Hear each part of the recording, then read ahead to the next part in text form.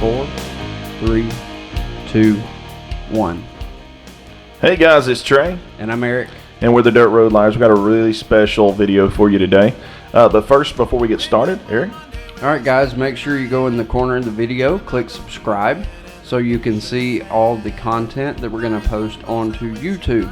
You can also go to facebook.com/The Dirt Road Liars and or the website www.thedirtroadliars.com, and we are available on almost all digital media outlets. So now then, we're going to get straight into our story from beginning to now. Yeah, it's been a up and down, left and right, topsy-turvy kind of thing, but we're here nevertheless. Last 3 years have been a lot more interesting than the previous 15 or so. Yeah, 23. Yeah, it's a long time. It's a long time. Anyway, so guys, kind of to get started, you know, we've known each other for a long time. We originally met each other. Too long. Yeah, we originally met each other. Still working, man. Just working in a truss factory, foundry. It was one of those deals where his brother kind of invited me over to come to his dad's studio, and I never left. So what's kind of funny about that is Trey has always been more into the pop singer-songwriter, things of that nature. You make it sound terrible. It is. I'm just saying. No, not really. Anyway, so my dad had a studio at the time, and it was just kind of basically not really a shed, but it was a building out behind their house. Oh, yeah. That we made a lot of good memories in. Trey come over, and he had just started playing guitar, I believe. Yeah, my mother had just died the year prior, so I had just kind of started to play some stuff, and which is a little known fact that's why I started playing. So mother died at 20, and for the longest time after that, I tried to learn. I didn't just have anybody that would teach me anything. And so I just started doing it all on my own. So don't watch me play guitar. I probably do it wrong, but it's all good. Yeah, so at the time, I was in a kind of heavy-ish rock band. Heavy-ish, my tail. Yeah. Ish is right. Heavy-ish rock band. Yes, I did growl. Oh, Lord. So I was in there, and Trey would basically turn the knobs for us. So while he was in the studio room, the mixing room, he was in there turning knobs and writing songs while we were in there jamming and drinking beer. Pretty much. That's pretty much the gist of it. I mean, if it wasn't, if they weren't drinking tons of beer and playing music way too heavy for me, I don't know what I'd have done with myself. I'd get off at work about 5:30 every day, and I'd head over there, and I would leave sometime in the neighborhood of 1, 2 in the morning, just about every night. I don't remember. I wouldn't figure you did. Yeah, I don't remember anything. So, but conveniently. Yeah, so Trey and I, after that, my band broke up, and Trey went his direction, I went my direction, and so I kept playing through different rock bands and things like that, and just kind of kept going way right. And Trey went to I think he went to Texas. I don't know. Yeah, I mean, is everything bigger in Texas? No, it's not. Okay. At all. Okay, good. The bars might be bigger. Yeah. Yeah, but I'm not even gonna go. Yeah. Okay. So what did you do? Only thing I ever found in Texas was an ex-wife. Dear Lord. Now, in all seriousness, so what happened is. Can I say sorry to her? No. Oh, okay. It should be okay. Okay, good. She knows I'm just playing around. Yeah. But anyway, so what happened with me is I took that basis of learning all that stuff that I learned in his dad's studio and formed, watching me play guitar. And formed the Trey Carter Band. It was not my idea, mind you. That was not my idea for the name of the band. It was my drummer, Benny Montgomery, which ended up, playing for the Dave Matthews Project, which is like the highest paid cover band in America. But anyway. So you were a Tom Petty ripoff, and I was a Alice in Chains ripoff. If you ask your brother, it was a Dave Matthews ripoff. Yes. But I mean, it really wasn't any of the above. I mean, I grew up kind of listening to Edwin McCain and people like that, and doing that kind of thing. And he grew up listening to different stuff, and that's cool. It's no big deal. But what I did is I kind of went into the whole Edwin-ish type stuff, and we played around for a long time, and that band kind of split up. And then we went to I met a guy that played guitar with me. His name was David Tice. Great guy. Lives somewhere in the vicinity of Splendor or Houston somewhere. And we formed a band called Allison Drive. And we went on a 24-day tour of Texas. That's a long time.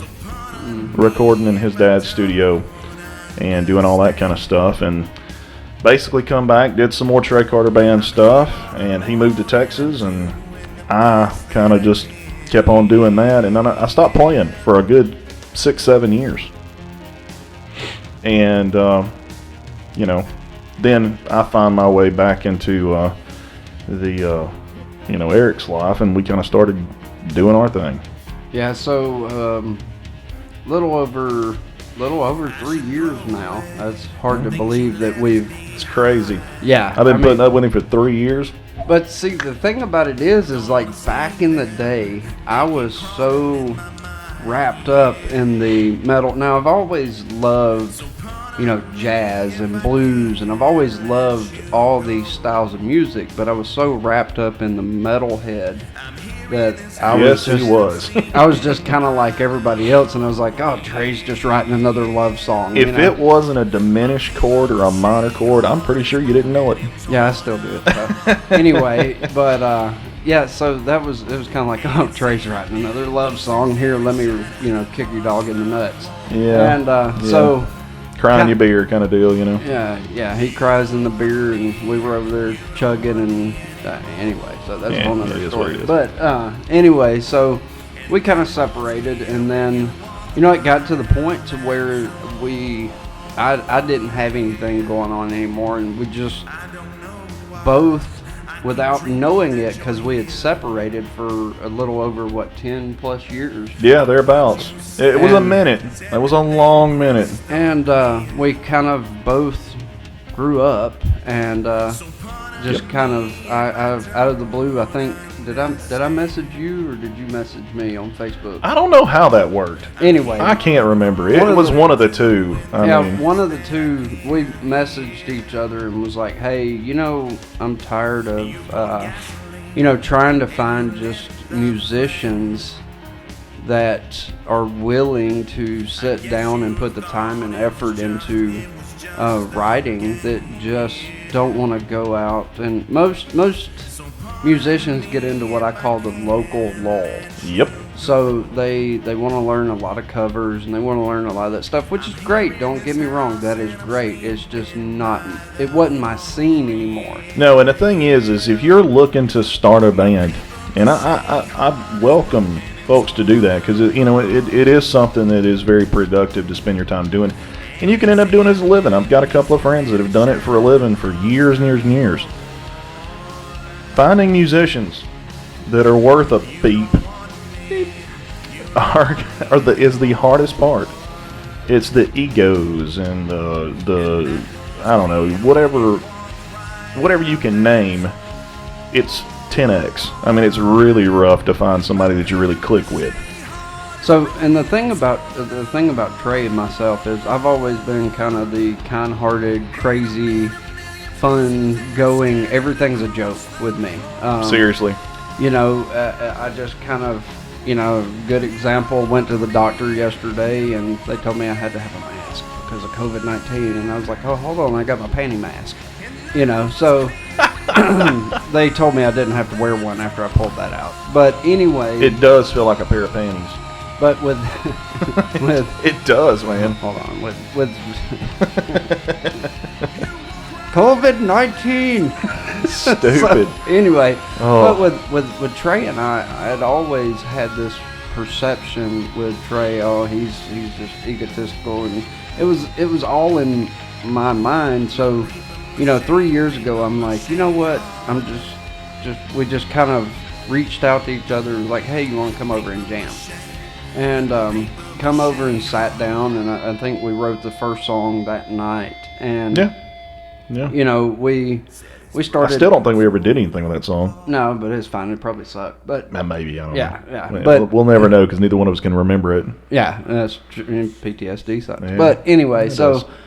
we'll get to that in a minute. Mhm. But so we sat down and we started writing, and it's like, what do you want to do with this? And it's like, well, I don't want to just go out bar hopping and doing all that stuff. I want to actually write something with meaning, and put our hearts into it, and kind of, if one person gets something out of our material, then that means the world to us. Means we did something, right? Yeah, so if one of our songs touches you, maybe you think about a loved one or an old relationship or something like that, and as I like to say, you get up in your feels.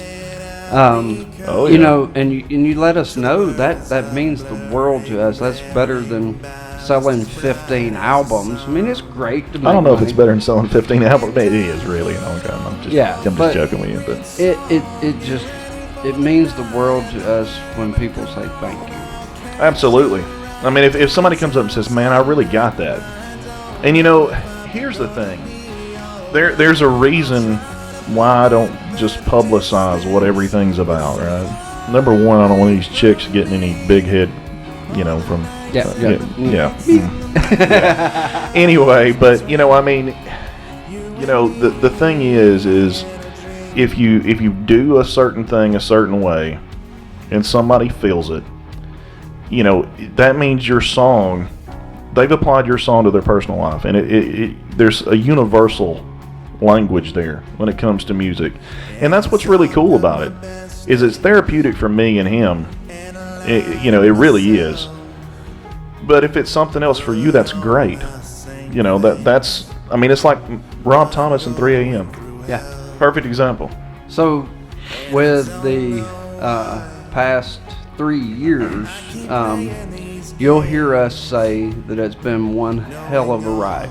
Yes, it has. And so, the first year we worked on an album, and we were going to call it Life on Pause, which we did. We called it Life on Pause. It started out, it was going to be broken hearts and broken bones, and it was going to be this, and it was going to be this, and kind of It's going to be blue and all this yeah, stuff. and kind of You like the run?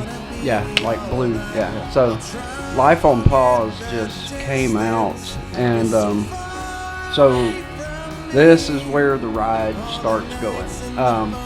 The day that Life on Pause came out, and of course I'm wearing the Life on Pause shirt. And One of them, yeah. Yeah, one of the Life on Pause shirts, which go to our Facebook. Here comes a plug.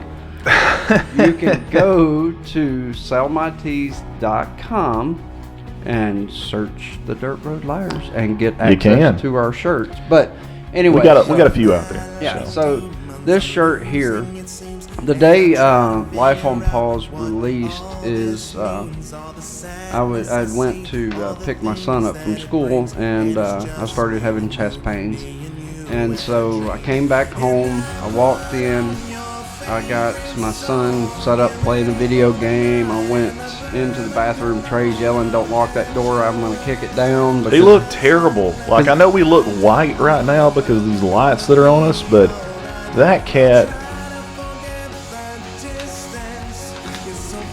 sheet of paper white. Yeah, he's about 3 shades lighter. So I came out of the bathroom, and the chest pains had gotten worse, and worse and worse and worse. So I looked at Trey, and I said, I was already on the phone. Yeah, I told him to call 911, and he was already on the phone with 911, thank God.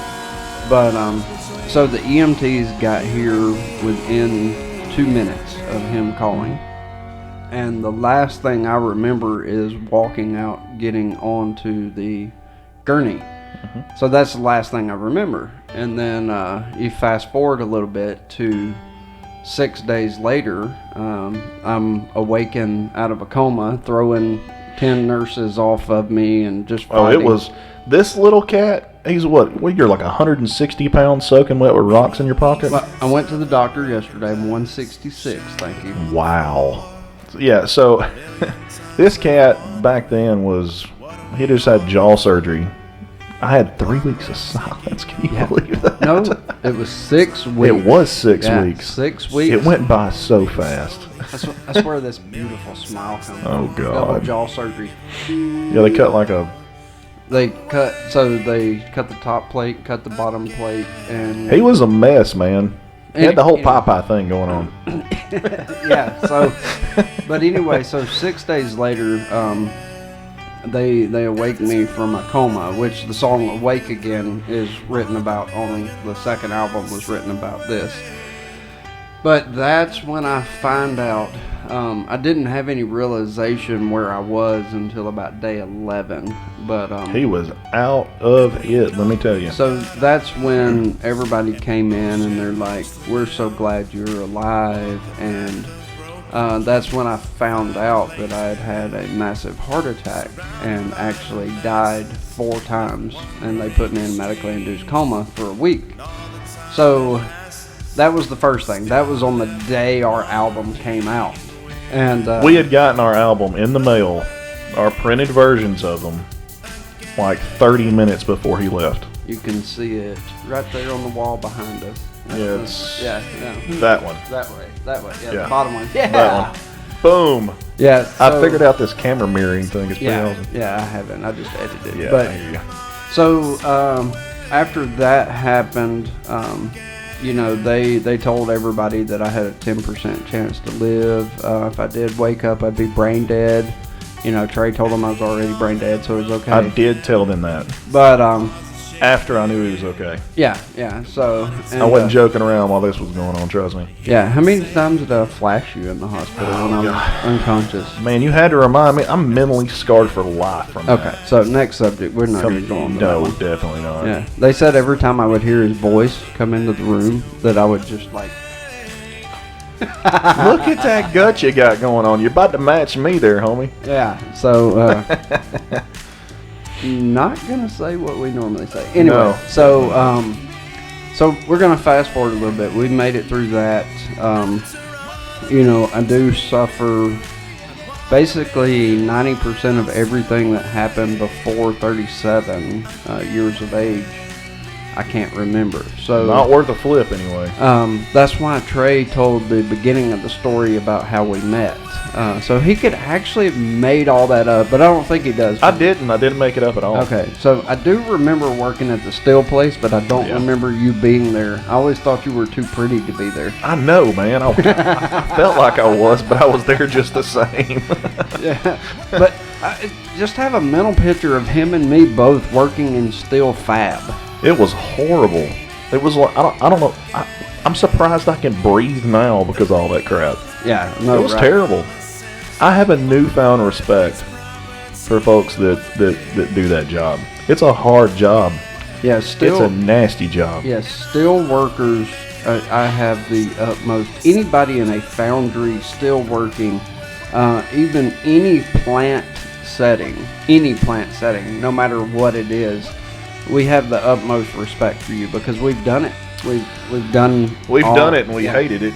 Yeah, so that's why we're both. It's not for us. That's why we're both car salesmen. Hopefully not for long. Yeah, so buy our album. That's it. So we're gonna fast forward. Well done, my friend. Trey worked for a company. Actually, that happened before. Did it? Yeah, that happened when we started Life in Bones. It did. So you had PTSD first? Yes, I did. Oh. Yeah, I almost got killed in an industrial accident. It was pretty nasty. Okay, so let's put it in reverse. To easily explain this, rain, water, roof, Flat floor. roof. Yeah. Flat roof. Flat roof, yeah. Flat square roof with sides. It was bad. So I'm actually gonna tell a little bit of this because Oh, I gotta give Jesus Christ. Travius some props. Holy crap! So Really? rumor has it when the roof fell in at this company, that Trey came out. There was a 3,000-pound air conditioner that fell about 5 foot from him. He was kind of in a state of shock, didn't know what was going on. They said that I don't remember much about this, so you can tell this story all you want. They said that he picked up a cement bench. That part I got told. I don't remember doing it. Yeah. Picked up a cement bench, threw it through the window, went back in and got some other employees out. Yeah, I thought it was. Yeah, I mean they were in the bathroom, I guess, but I remember being back in there briefly, but I don't really remember a whole lot about it. I don't remember throwing the bench through the window, but nevertheless, it happened anyway. Yeah. Yeah, you see these guns. I can't pick up a bench. Hey, But that's where the plate come in your neck. Yeah. Yeah. So, yeah, I've got a titanium plate and 4 screws in this neck of mine. I tell it. You know what? It really happened. You know what really happened? It's holding this 20-pound watermelon head up of mine. That's where this whole thing went south. I'm telling you. Yeah. So anyway, The roof was a contributing factor. Yeah. So fast forward, I guess, to now. Now to the next year. I mean, we did. Our second album started right after Eric started kind of getting his stuff back together as far as his memory and things. And Burned Out is our second album. It is available for download also on all the digital media outlets. But anyway, so we started. It was kind of crazy how Burned Out actually started. We were kind of just taking it slow. We weren't really concentrating too much on putting a whole lot of new stuff out. We were worried about getting exposure, getting healthy. And what happened was, I had just gotten home from a date. Now, Go figure. Was this before or after my second surgery? Before. Before. Okay. Yes, it was before. I got home from a date. It was like 11 o'clock. It was an early one. Like I just wasn't feeling it. But anyway, give me that look. But I got home early. It was 11 o'clock. And what? 36 dates in 6 months. That was more than that, probably. But nevertheless. Okay. Anyway, so he came home early. Yeah, so I came home. It was 11 o'clock. He calls me, and I'm like, what the heck's going on? I pick up the phone. He's like, hey, man, you need to come down here. And I'm like, okay. So I said, I'll be there in 15 minutes. He said, I got something bouncing around my head. I said, okay. I get here. I walk in the door, come straight to the studio, and he plays me 4 chords. And I was like, I think I can work with that. And so we kind of had about an hour and a half long conversation. It was, like I say, it's after midnight at this point. And I said, look, give me a few minutes, let me walk outside. Back then I smoked, now I vape. But I walked outside, smoked a few cigarettes, wrote a song. I come back inside, and I sit down, I say, okay, play it. Just play it. And I started, playing the song. Or singing the song. He was like, wow. So immediately we started the whole production process. And he did the piano part. I went and laid down vocals. He kind of did his whole thing, putting all his stuff together, because that's what he does. He's pretty badass at it, by the way. Sometimes, yeah. Most of the time. But I play it minor. I hate those diminished. They sound horrible. We're not Evanescence. Although I do like Amy Lee. But anyway, so we write the song, do the whole thing. From the time I got to his house until the time this thing was written, recorded, mixed, mastered, and released was 24 hours. Yeah. So I'm yawning thinking He's about killing me with this yawning. It's contagious. Yeah, so it was literally like 11 p.m. to 11 p.m. the next night, and we released Awake Again. Yep. And you know, this is the thing. A lot of time we release a single and we go back and we revisit it before we release the album to make sure it's kind of up to par. We did not do that on that song. yeah, we've never revisited it. Never revisit it. It was from the time we did it, that 24-hour period of time, until the time till now, we've never redone anything about it at all. Yeah, so, we get through the Burned Out album, and now we're working on the new album, and we're almost about 80% done with it. Yep. We've started doing these live things and trying to do a little bit more kind of storyteller, Dirt Road Liars TV. So we want you to see more of us. Yeah, the people behind the music. I mean, there's a lot of people that have, kind of weird thoughts about who we really are. I mean, Eric's a fun-loving guy. I'm a little more serious than he is. I'm a little more, You're arrogant. I'm not arrogant. I mean, so we compliment each other. yeah. And the thing about it is the way that we've grown up over the years. Like, I do remember this. I know what he's about to say. It's pretty awesome. We were in the studio, and let's see, where's it at? See that guitar way back there? The red one right over right there. That one. So we're sitting in the studio, and the old studio, Yeah, his dad's place, like in 02, 20 years ago. 01, 02, Yeah, something like there. that, yeah. We're sitting there, and Trey says... I said something. I don't know what the hell it was, but I said something. And I'm the type of person that takes a lot to make my fuse go off. And yeah, I don't know what it was. What he said, but... I think it was because we were both drinking, and we'd been up for like 30 hours. Yeah. So anyway, we're sitting there playing. He says something, and I just stand up and take the guitar and swing it at his head.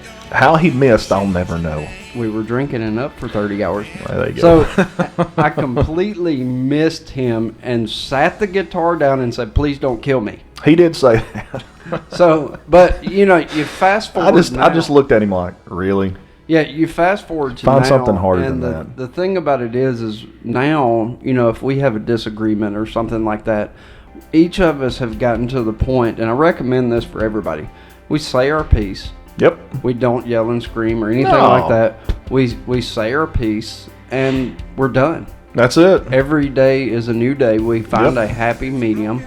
And we're just done with it, It's like it doesn't get you anywhere in life. It really doesn't. And with the things that we've been through in life, with me coding 4 times and having the massive heart attack and his industrial accident and things of that nature, with those things that we've been through, guys, the little things don't matter. That mess anymore. don't matter at all.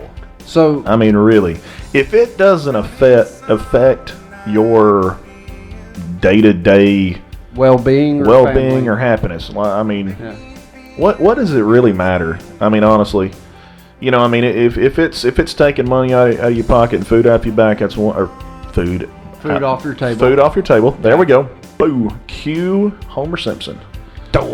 It doesn't really matter. I mean, if it's doing one of those, few things that really affect your day-to-day life, sure, be pissed off about it. But really, I mean, this stuff that people argue about these days is it's insane to me.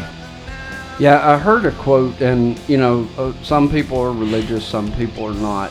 But, the quote that got me through everything that I was going through was a quote, and it just said simple. It said, "Let go and let God."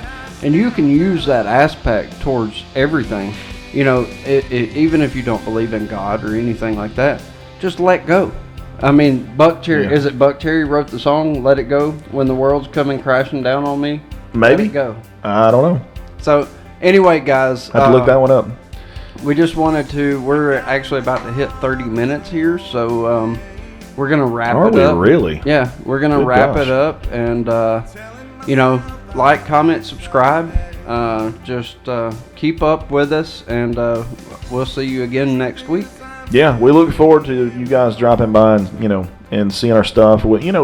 Get a hold of us, man. If you've got something that you want to ask us question wise, man, feel free. Comment on one of the videos and just say, hey, this is what I want to know. And worst thing we can do is tell you and you go, holy crap, that's funny. You know what I mean? But or forget. or forget, right? Now I will say there was one guy that commented this week on our video. He said that's a cheesy guitar, and I commented back and said it could have been cheesier or something like that, but it was, it was a good back and forth, and I thank you for that. That banter. Yes, it was good. It was good banter back and forth, and a lot of the times that we comment back, just keep in mind it goes to me first, so 90% of the time I'm gonna be joking when I'm commenting back. Yeah, me. I mean, I'm pretty funny. That's why it goes to me first. That's kind of why it goes to him first, because I just don't have the patience for craziness. That's why I'm single. That's why I'm single. Never mind. Anyway, so I've got something really cool that we're gonna try our dangest to do. I come in tonight and just kind of threw this on Eric, but we are going to name this album, if nothing else fails, Mea Culpa.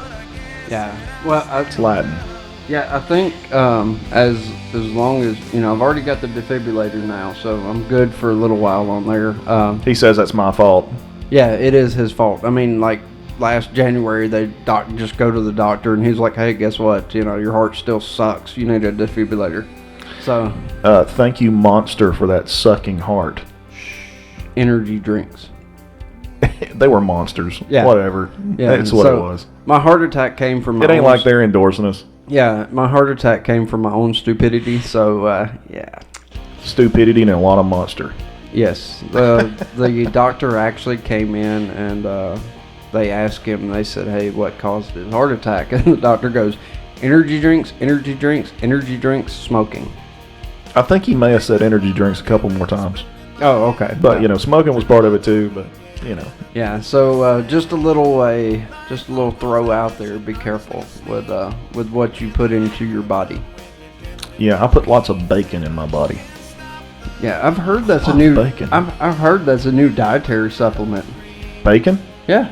Really? Yeah. You want some? I'll go make some. I actually do want like a half pound of bacon right now. Yeah. I could eat a pound of bacon every day. Yeah, I had ribs for lunch. How's that? Oh, man. Yeah, dry rub. That's what I get for going and getting Cooter Browns, which is the best place to eat in Calhoun County, by the way. If you're in Heflin, Cleveland County, right next door to us, go up and see David Damn Yankees. He's a friend of ours. We play a lot up there, and we try to throw him some business. Best cook in the area by far. Yep. And then once the COVID goes away, be sure you go over to Anniston and go to Blues Karaoke Bar. They help us out. They support us a good bit. So Damn Yankees in Heflin, Blues in Anniston. We get you some good ribs, hit Cooter Browns up. Yeah. So that's, just come to the area, and there's so much around. Jefferson's in Jacksonville. Oh, yeah. Oysters. Yeah. So I like their wings. Yeah, their wings are great too. They actually have 2 locations now, Oxford and Jacksonville. Yeah, they do. And they're not paying us to say this, by the way. Yeah. Our stomachs are telling us this. So he mentioned ribs. Yeah. I hate you. Yeah, we'd like to thank Martin Guitars for an amazing acoustic guitar. But anyway, we're gonna get out, guys. Thank you for watching. Comment below. Make sure you subscribe and follow us. We'll see you next time. Thanks, guys. Peace out.